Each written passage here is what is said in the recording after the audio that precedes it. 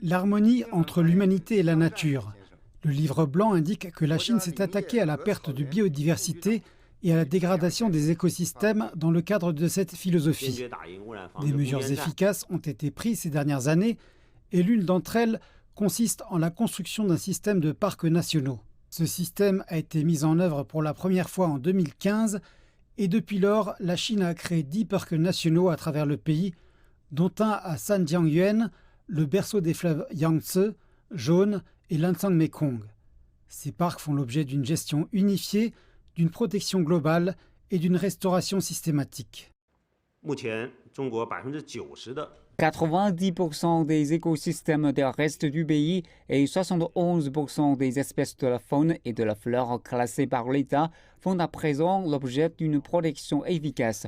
Par exemple, la population de pandas géants sauvages est passée d'environ 1100 à plus de 1800 individus au cours des 4 dernières décennies. Selon un rapport de l'ONU en date de 2019, l'activité humaine a considérablement modifié 75% des terres et 66% des océans de notre planète.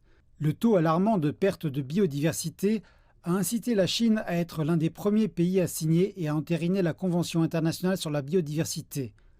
Outre la création de parcs nationaux, le vice-ministre Zhao explique que la Chine a également été l'un des premiers pays au monde à proposer et à mettre en œuvre ce qu'on désigne comme la stratégie de la ligne rouge pour la préservation écologique.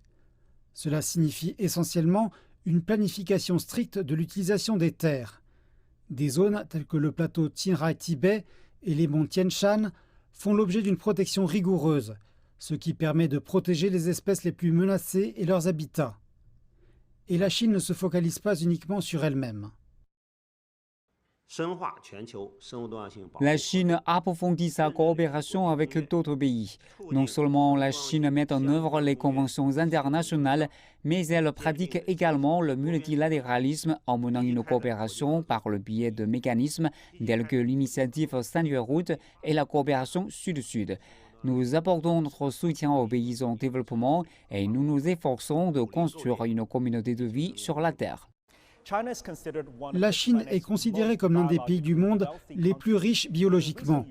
Au cours des dernières années, comme le rapporte le livre blanc, de nombreux progrès ont été effectués en matière de préservation de la biodiversité. Les experts indiquent que davantage d'actions sont requises de la part des autorités et du public afin de protéger les espèces en danger.